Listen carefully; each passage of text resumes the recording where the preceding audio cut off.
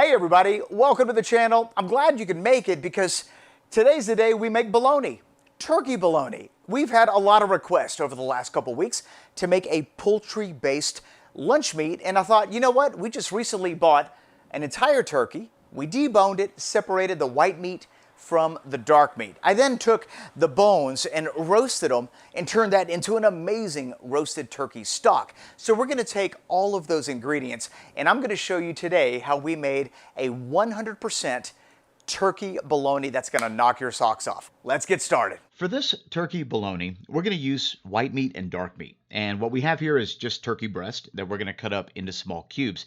I want the pieces to be small enough to fit into my grinder, as we're going to do a single grind for the meat portion of this recipe.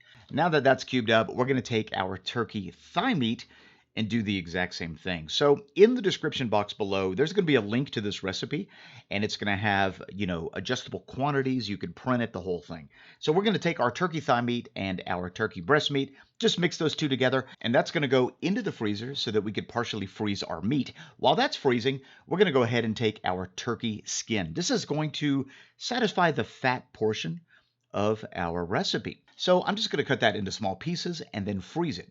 We're not going to add the fat to the meat until the very end of this recipe. So while we place that into the freezer, let's look at our spices. We've got some kosher salt. We're also going to be adding Instacure #1. We've got some white pepper, a little smoked paprika, and then we're going to be adding some garlic powder and some onion powder.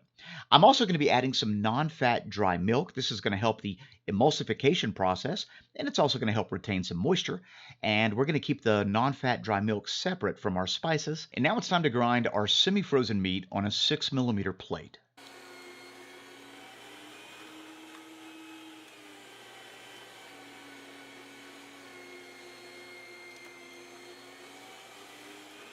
Once the meat's been ground, we're going to change the plates to the smallest plate you have, 3.5mm, and our frozen fat is going to get ground twice through that plate. And in between grinding, I'm going to refreeze it.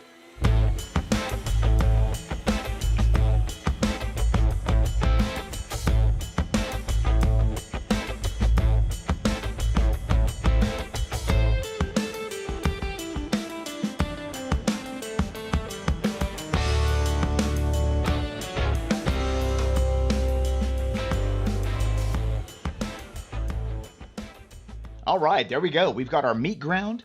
We've got our fat ground. It's now time to emulsify this and make our sausage. So we're going to start off with some very chilled. So we've re-chilled the meat and the fat, and we're going to place this into our food processor. Once it's in the food processor, I'm going to add 1/3 of the ice chips that I have. In my case, I'm using a rotisserie turkey stock that's been frozen, and so this is very easy to break up. It's not like regular ice.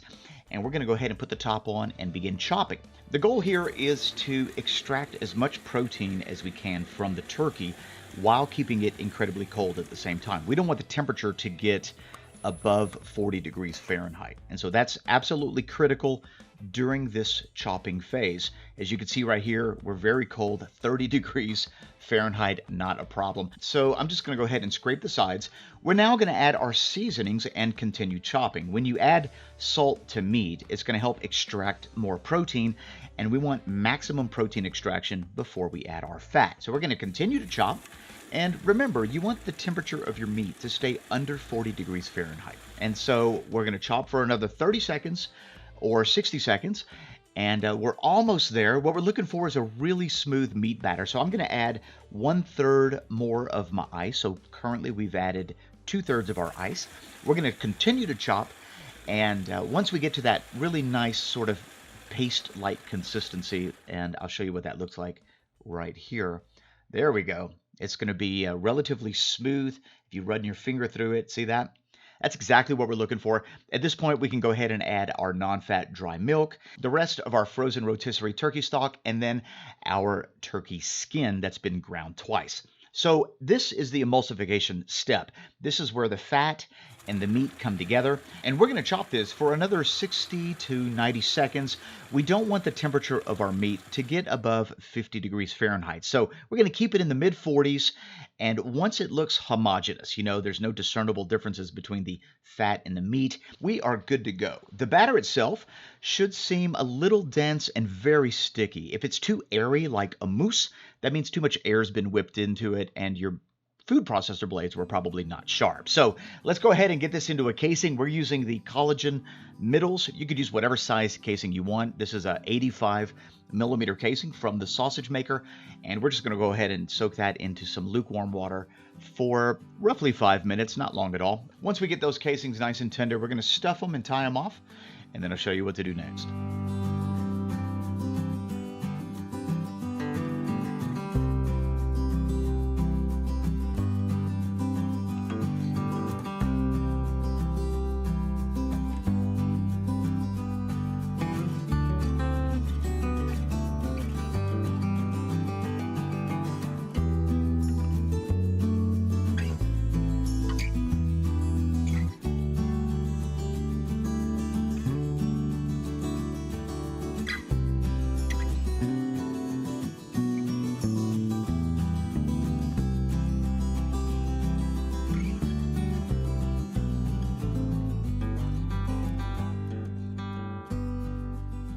All right, the hard work is now behind you.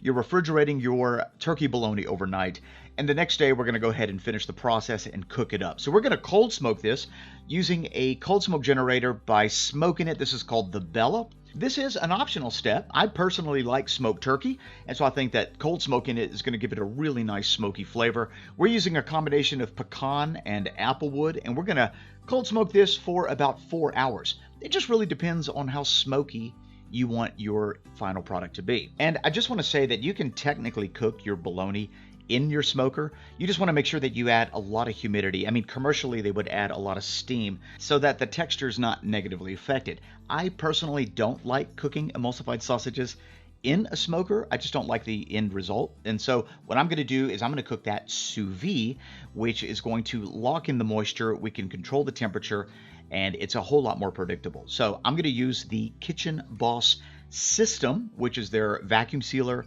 and their immersion circulator. And it's nothing fancy. We're just going to vacuum seal our turkey bologna. And then we're going to place this into a water bath where we get to specifically control the temperature of the water bath. And that's the beauty of sous vide cooking. So we've got that sealed up nice and tight. And if you want information on the vacuum sealer or the immersion circulator, check the description box below. The immersion circulator has factory presets. We're going to customize a preset. So I've got it set to 145 degrees Fahrenheit, and we're going to turn that on for 4 hours, basically 1 hour for every inch that our bologna is thick. One question that we get a lot when it comes to cooking with an immersion circulator is how can we cook at such a low temperature when turkey, for instance, typically needs to be cooked to 170, 165. And the easy answer is pasteurization. Sous vide cooking allows you to pasteurize your meat by holding it at a lower temperature for a lot longer, much longer than you could on a stovetop or in an oven. And so typically you'll end up with a juicier product because your meat doesn't have to cook at a higher temperature. All right, so it's been 4 hours. We're just going to transfer our bologna from the hot water bath to a cold water bath and allow it to chill. Once it's properly chilled, we're going to refrigerate that overnight. And it's now the next day, and our turkey bologna is ready. The bologna has definitely firmed up quite a bit. So we're just going to go ahead and cut this open and see what it looks like. I do want to point out the bag itself. Now, notice how there's very little to no moisture in the bag. That means that our turkey bologna has retained all those juices. The fat didn't leak out. We had a good emulsion. So let's just go ahead and cut this open. And if you're curious about the knife that I'm using, this is a knife from Dahlstrong called the Guardian. I'm going to put a link in the description box below for the different knives that we used in this video. So nice looking texture, great center cut. It's got some density to it. Let's go ahead and slice it and see what it tastes like.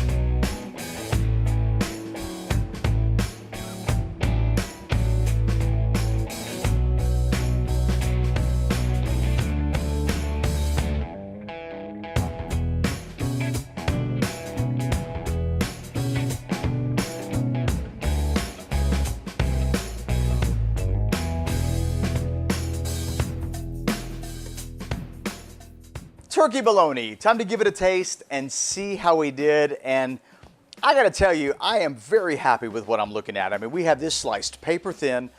It's held together beautifully, so the texture looks right. Smells incredible, so let's just give it a taste and see if it tastes good. All right.